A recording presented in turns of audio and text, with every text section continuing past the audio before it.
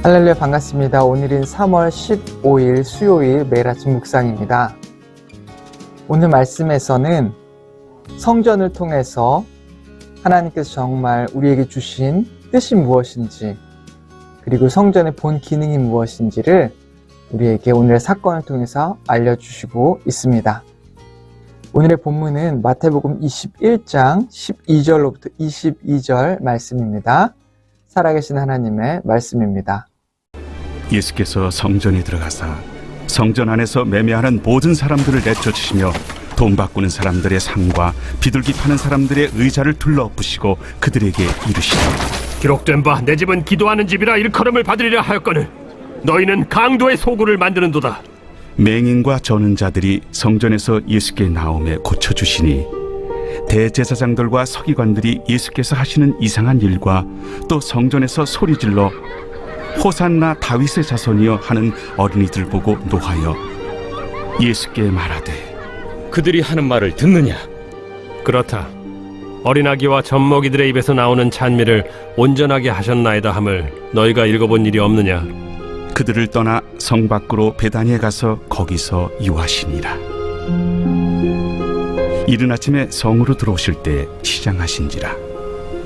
길가에서 한 무화과 나무를 보시고 그리로 가사 잎사귀밖에 아무것도 찾지 못하시고 나무에게 이르시되, 이제부터 영원토록 네가 열매를 맺지 못하리라. 무화과 나무가 곧 마른지라. 제자들이 보고 이상히 여겨 무화과 나무가 어찌하여 곧 말랐나이까?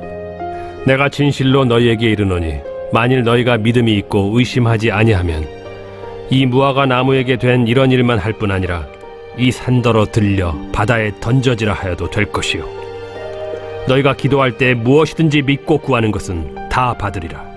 오늘의 말씀은 이 시대의 크리스천들과 그리고 오늘날의 교회들에게 주님께서 주시는 분명한 메시지라고 저는 생각을 합니다. 당시 예수님께서는 예루살렘을 방문하셨죠. 그리고 예루살렘에 입성하셔서 그곳에서 하신 사역 중에 하나가 바로 성전 청결 사건입니다. 성전에서 돈을 바꾸는 자들, 그리고 비둘기를 매매하거나 파는 자들, 그리고 그곳에서 이렇게 매매하는 사람들을 모두 쫓아내신 일을 하신 것이죠.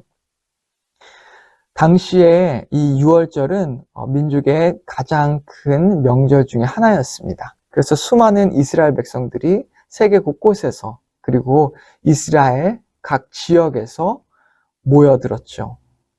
당시에 그 얼마나 많은 사람들이 이스라엘에 모였는지를 말하는 기록이 있습니다. 요세푸스에 의하면 이 유월절을 위해서 예루살렘에 도착한 양의 숫자가 25만 6,500마리였다라고 말하고 있습니다. 25만 6,500마리. 보통 큰 양 한 마리를 10명 정도가 먹는다고 하는데요. 그 10명도 더 되는 인원이 먹을 수도 있겠죠. 근데 그렇게 계산했을 때에 대략 양 한 마리를 10명이 먹었다라고 가정하면 200만 명이 넘는 숫자가 예루살렘에 모였다라고 학자들은 생각을 하고 있습니다. 이것만 봐도 얼마나 많은 사람들이 모였고 얼마나 큰 행사가 이루어졌는지를 우리가 발견할 수 있는 것이죠. 성대한 행사, 성대한 예배가 바로 성전에서 이루어지고 있었습니다. 수많은 사람들이 성전에 와서 하나님께 예배했던 것이죠. 그런데 예수님께서는 그런 것을 바라보면서 정말 기쁨의 눈으로 그 사건을, 그 일을 바라보지 못하셨습니다. 왜냐하면 예수님께서는 그 중심에 있는, 그 사건의 중심에 있는 사람들의 마음을 알고 계셨기 때문이죠. 정말 가슴이 아픈 사실은 이런 행사 가운데 하나님의 성전이 하나님의 뜻에 따라서 온전한 기능을 다하지 못했고, 종교 지도자들에 의해서 오히려 그 성전에서 악한 일들이 이루어졌기에 그것이 예수님을 분노하게 했고 예수님을 슬퍼하게 했던 것입니다. 성전에서 종교 지도자들과 결탁한 사람들이 이속을 챙기기 위해서 성전에서 제사 드릴 물건을, 이 제물들을 값비싼 가격에 팔았다고 하는데요. 기록에 의하면 비둘기 한 마리가 이 바깥에서 파는 비둘기의 20배 정도를 성전에서 내고 살 수 있었다고 합니다.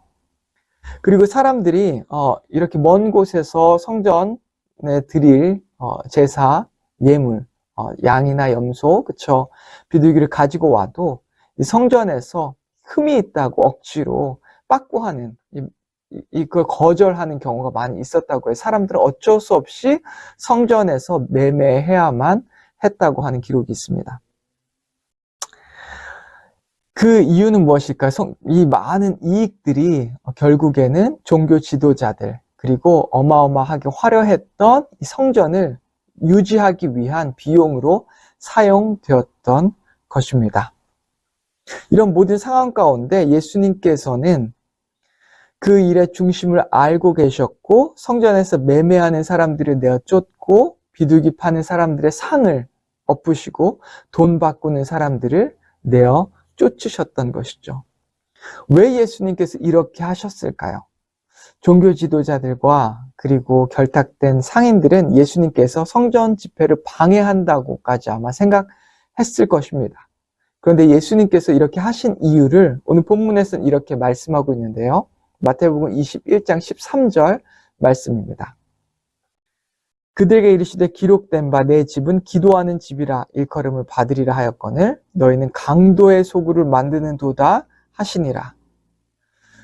이 종교 지도자들과 성전에서 매매하는 자들은 예수님의 하나님의 성전을 이 강도의 소굴로 만들었습니다. 사람들로 하여금 사람들의 돈을 뺏어서 그것으로 자신들의 주머니를 챙기고, 그리고 그것으로 화려한 성전을 유지하고 보수하는데 사용했던 것이죠. 그런데 그보다 더 큰 문제는 이 성전의 기능이 상실되었다라고 하는 것입니다. 오늘 본문에 보면 분명하게 예수님께서 말씀하시죠. 내 집은 기도하는 집이라. 만민이 기도하는 집. 정말 모든 사람들이 와서 기도하도록 하나님께서 주신 그 집이 그 기능을 제대로 하지 못하게 되었다라고 하는 것입니다. 예수님께서는 이 성전 정결을 하신 이후에, 그들을 매매하는 자들을 모두 쫓아내신 이후에 그곳에서 이 성전의 목적을 회복시키십니다. 아픈 자들, 또 귀신 들린 자들, 상처받은 자들을 고치시고 회복시키시고, 그 모습을 보고, 그 광경을 보고 어린아이들이 예수님을 찬양하고 예배합니다. 정말 교회의 성전의 바른 모습이 예수님을 통해서 회복되어지는 것을 우리가 발견할 수 있는 것이죠. 교회의 목적도 이와 같습니다. 교회는 만민이 기도하는 곳이죠. 그리고 또한 이 교회의 중심에는 기도가 있습니다. 만민이 모여서 기도하는 곳인데, 이 기도의 목적을 우리가 혼동할 수가 있지만, 이 기도가 무엇입니까? 우리가 원하는 것을 이루고자 하는 것이 기도가 아닙니다. 그것은 다른 종교에서 말하는 기도이고, 우리 기독교에서 말하는 기도는 이 기도를 통해서 하나님의 뜻을 알고, 이 기도를 통해서 하나님의 뜻을 행할 수 있는 힘을 얻고, 그리고 이 기도를 통해서 우리의 연약함과 죄를 회개하는 그러한 수단으로 사용하는 것이 바로 기도입니다. 이 기도를 통해서 관계의 회복이 일어나는 것이고, 그럼 또한 기도를 통해서 하나님의 뜻이 이루어지는 것이고, 또한 교회 안에서 진정한 찬양과 예배가 이루어지는 것이죠. 이 어린아이들이 억지로 찬양하게 했습니까? 이 성전에서 당시에는 아름다운, 정말 너무 화려한 제사가 이루어졌지만, 그보다 이 어린아이들은 예수님을 바라보고 치유하시고 고치시는 예수님을 진정 마음속 깊이 우러나는 곳에 우러나는 마음과 감정으로 그들의 의지로 주님을 찬양했습니다. 이것이 온전한 예배라고 저는 생각을 합니다. 교회가 진정 이렇게 회복될 때에 이런 놀라운 찬양과 예배가 회복될 것을 믿습니다. 예수님께서는 이후에 나가셔서 이제 잎만 무성한 무화과 나무를 보시고 그 나무를 저주하시는데요. 마태복음 21장 18절과 19절 말씀을 제가 읽겠습니다. 이른 아침에 성으로 들어오실 때 시장하신지라 길가에 산 무화과 나무를 보시고 그리로 가사 잎사귀밖에 아무것도 찾지 못하시고 나무에게 이르시되 이제부터 영원토록 내가 열매를 맺지 못하리라 하시니 무화과 나무가 곧 마른지라. 아멘. 네, 예수님께서 나가셔서 배가 고프셨습니다. 네, 무화과 나무에서 무화과 열매를 찾자 드시길 원했지만 이 무화과는 잎만 무성했던 무화과였습니다. 그랬기에 무화과 나무에 열매가 없었던 것이죠. 또한 이 무화과 나무는 아직 이 열매를 맺는 시기가 아니었기 때문에 무화과가 맺히지 않은 이유도 있었습니다. 하지만 예수님께서 그렇게 이 무화과 나무를 마르게 하신 이유는 바로 예언적인 이유입니다. 잎만 무성한 이스라엘 백성을 바로 이 무화과 나무에 빗대어서 말씀하신 것이죠. 이스라엘이 아무리 화려하게 주님을 예배하고 아무리 아름답고 화려한 성전을 가지고 있다 하더라도 그것은 잎만 무성한 무화과 나무에 불과하다는 것입니다. 열매가 없다라고 하는 것이죠. 아무리 아름다운 예배를 드려도 제사를 드려도 아무리 화려하고 수많은 종교인들이 있어도 그 가운데 주님께서 찾으시는 열매가 없기에 주님께서는 가슴 아파하시고 슬퍼하셨다는 것입니다. 이 무화과 나무도 같은 처지였죠. 결국 이 무화과 나무는 말라서 죽게 됩니다. 이스라엘 백성에게 동일한 일이 일어났죠. 주후 70년에 이스라엘은 로마에 의해서 완전히 망해버리고 예루살렘과 이 성전은 돌 하나도 남김없이 정말 다 폐허가 되어 버리게 됩니다. 오늘 말씀을 묵상하면서 제 개인적인 모습 또 이 시대의 우리 기독교 또한 교회의 모습을 바라봅니다. 우리가 중요하게 생각하는 것이 화려한 예배, 정말 큰 성전, 최고의 시설을 갖춘 예배를 모든 사람들이 선호한 것이죠. 하죠. 그것이 나쁘다라고 말하는 것은 절대 아닙니다. 네, 가능하면 아름다운 예배, 정말 아름다운 우리가 할 수 있는 한 최선을 다한 예배를 주님께 올려드려야 하는 것이죠. 그런데 문제는 것만 우리가 중요하게 생각하고 정말 그 중심 내실이 없다고 하는 것입니다.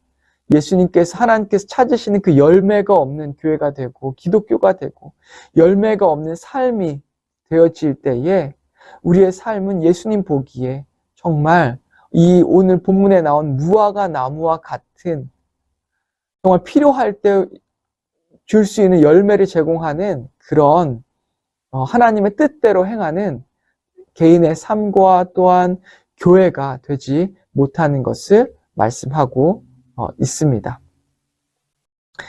오늘날 우리가 오늘 메시지를 생각하며 우리의 삶을 돌아봐야 할 것입니다. 또한 우리의 교회를 우리 기독교를 돌아봐야 하는 것이죠.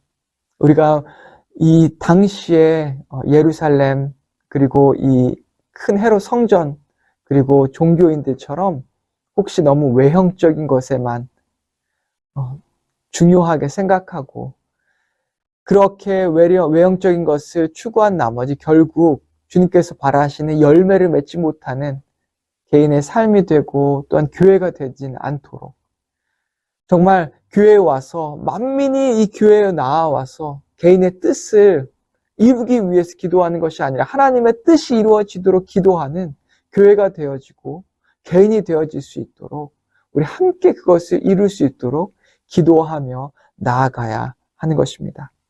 오직 하나님의 나라가 우리의 삶 가운데 하나님의 뜻이 이 교회를 통하여서 이루어지기를 나타나기를 주님의 이름으로 축원합니다. 기도하겠습니다. 하나님 아버지 감사합니다. 오늘 메시지를 통하여서 당시에 수많은 사람들이 모이고 최고의 제사와 예배를 하나님께 드리고 정말 아름다운 성전을 가지고 있었음에도 불구하고 잎만 무성했던 무화과 나무처럼 아무런 열매를 맺지 못했던 당시의 종교인들이나 사람들처럼 살아가지 아니하고 정말 주님의 뜻대로 주님께서 원하시는 그 일이 우리의 삶을 통해서 그리고 교회를 통해서 나타나기를 주님 소원합니다. 주 우리의 삶을 더 깊이 살펴보며 회개하며 나아가길 원합니다. 내 뜻만 앞서며 내 뜻을 위해 살았던 우리의 모습이 있다면 용서하여 주시고 우리가 교회에 와서도 내 뜻을 구하는 것이 아니라 내 뜻보다 더 중요한 하나님의 뜻을 구하며 하나님의 뜻을 이루어가는 우리 교회가 될 수 있게 인도하여 주시옵소서. 예수님의 이름으로 기도했습니다. 아멘.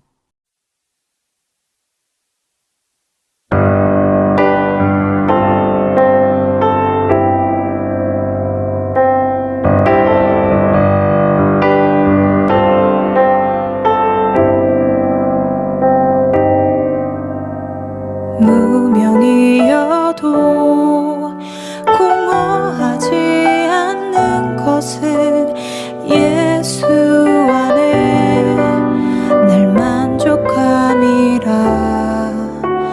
가난하여도 부족하지 않는 것은 예수 안에 오직 나는 부요함이라.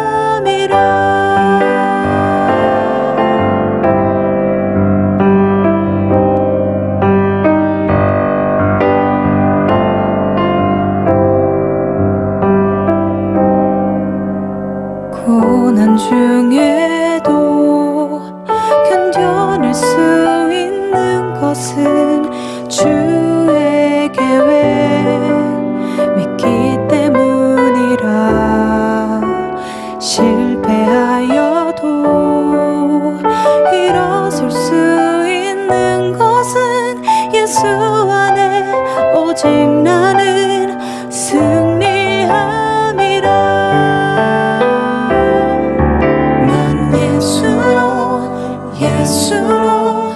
예수로 충만하네. 난 예수로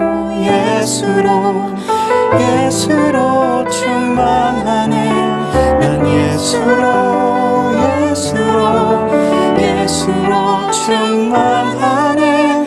영원한 왕 내 안에 살아계시네.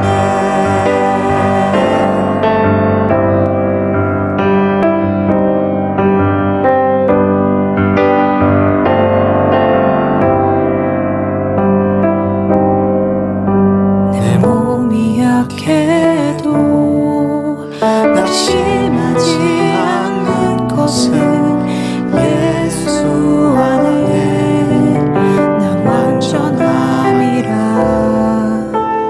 화려한 세상 부럽지 않은 것은 난 예수로 충만함이라.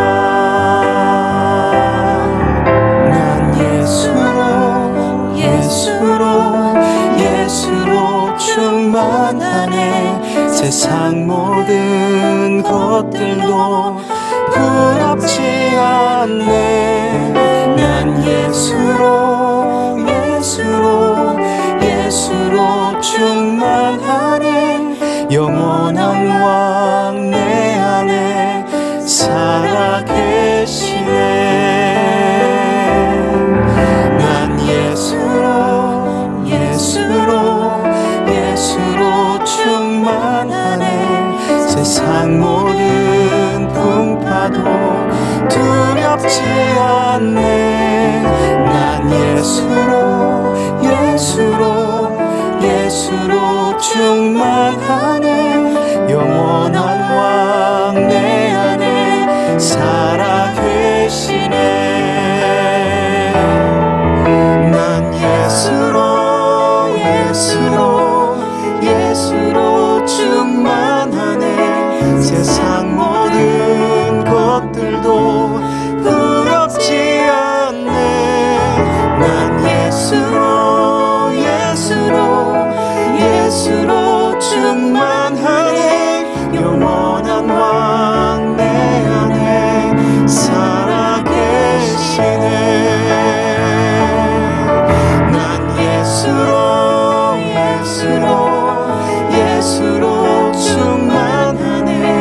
세상